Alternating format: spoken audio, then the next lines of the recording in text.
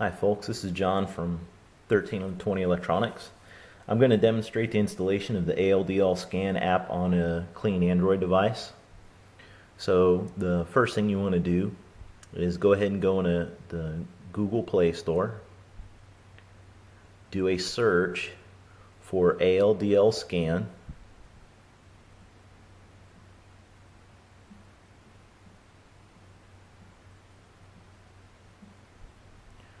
When you do a search, it should come up as the only thing. It's a free app. Go ahead and click on it and click install. It's going to ask you if you're okay with the app permission, so go ahead and review these, and if you're okay with it, go ahead and accept.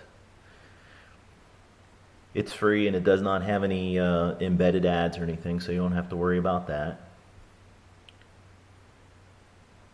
Once it's completely installed, go ahead and hit your home button to return your main screen. Find the shortcut on your display. Go ahead and click it.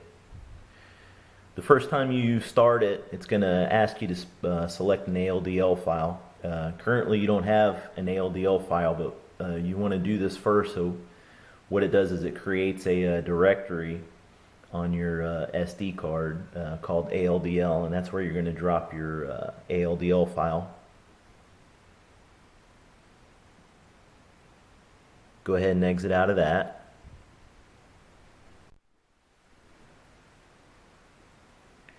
Okay, so now you want to move the file over onto your phone. So what I typically do is I just do a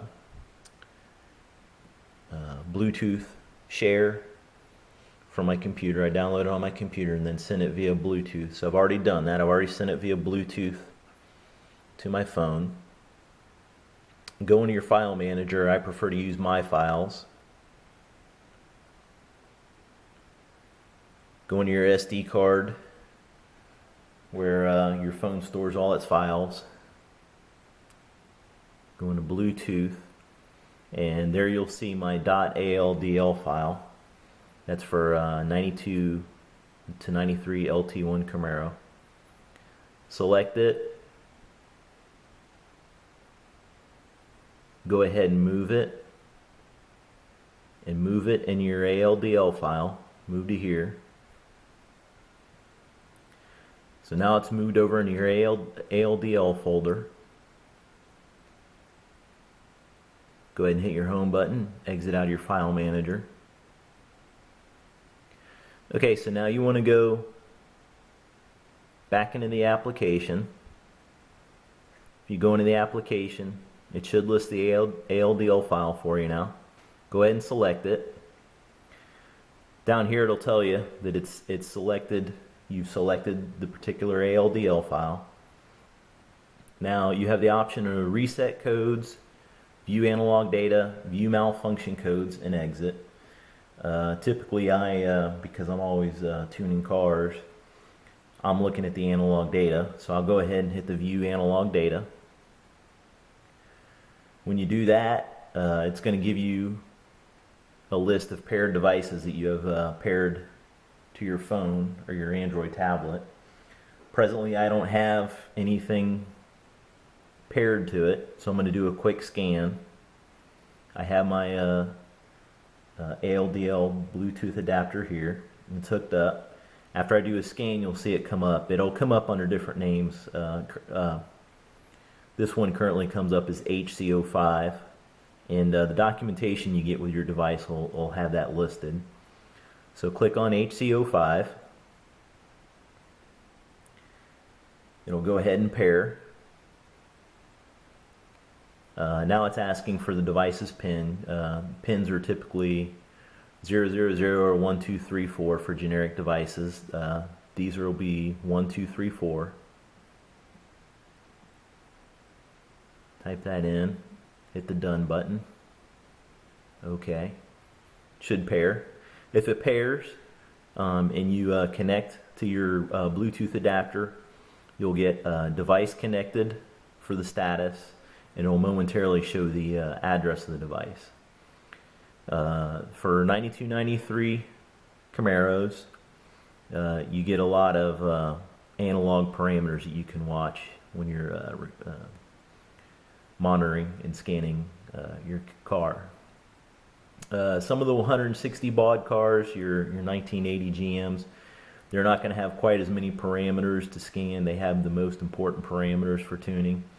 But as you get into the 1990 vehicles, you start getting more parameters.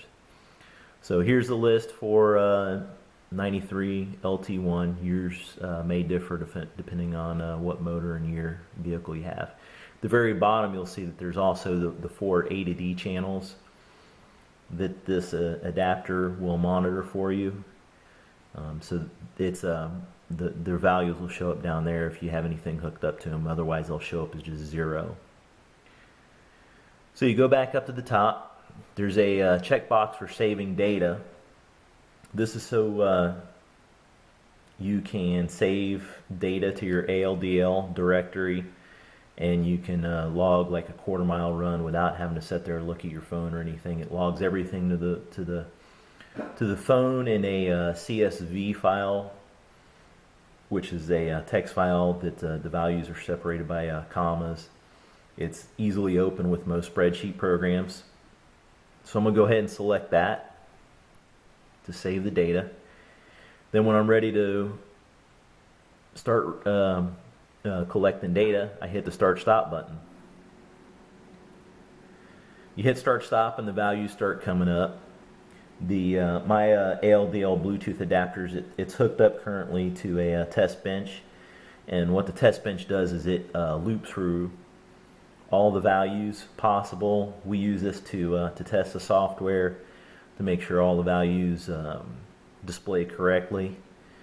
So it emulates the ECM in your car perfectly, and so this is how we test them. Instead of being in a car, I can do it this way. So you let it wait a while, let it log a bunch of values. When you're done doing your dyno pull or your quarter-mile run or however you're tuning your vehicle, just simply hit the Start Stop button and it'll stop communication. Then you can hit the Exit button, exit out. It takes you back to the main menu. Just for demonstration purposes, I'll go ahead and show some of the malfunction codes, how they work. So if you hit the View Malfunction Codes, again, it's going to ask you which device you want to pair up to. Go ahead and again select your ALDL Bluetooth adapter. As you see, the screen tilts, it goes into the opposite display mode.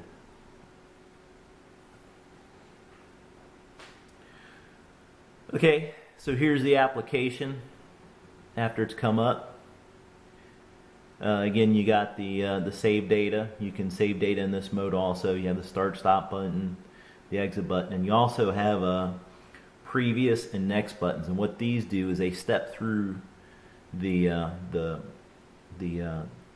malfunction bytes in the data. And inside each byte, like malfunction word 1, there will be 8 flags. And these 8 flags pertain to malfunction codes. If it's a malfunction word, these are malfunction codes. So you'll see we have a MAT sensor low, TPS high, low resolution crank sensor, and on and on and on.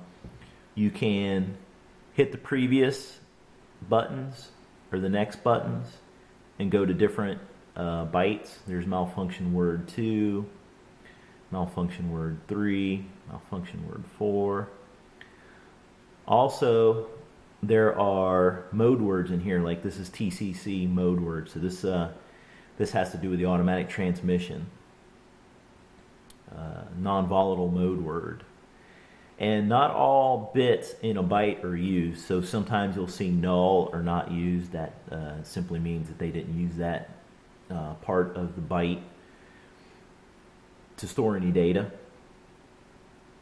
Mode word for cars, this is the manual transmission mode word. IOD port C output control mode word. And depending on what vehicle you have, these words are different. You won't get all of the same words as the 93 LT1. Your words will be different, but you'll get a lot of meaningful data from here. So again, I'll go ahead and select Save Data, hit the Start button, and again you can see it's communicating. Again, our test bench is cycling through all the possible values. So you'll see that the byte is counting up, 100, 110, 120. This is so we can just make sure that the software is working properly. As it's running, you can go ahead and you can change. You can go through different words if you feel. There we have the IOD port B input output control word. Mode word 1, mode word 2. So that's how the malfunction code reader works. You get to go through all the words. It doesn't display everything on one page. It goes byte by byte. It was the most convenient way for us to set up the software. When you're done with this, go ahead and hit the Start Stop button. Again, you can exit. When you exit, it'll take you back to the main screen. Sometimes it'll do this. It'll tell you to select the ALDL file. Go ahead and select your ALDL file again.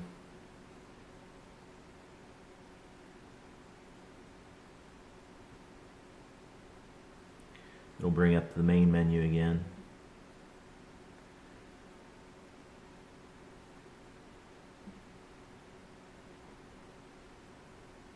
So there's your main menu. When you're finally done, just go ahead and hit the exit button. Takes you back to your main screen. So that's just a quick demonstration of the software. I hope that you found that interesting and maybe make you feel a little bit more comfortable about purchasing one of our Bluetooth adapters, or at least makes you more familiar with what's going on with these devices. Thank you for watching.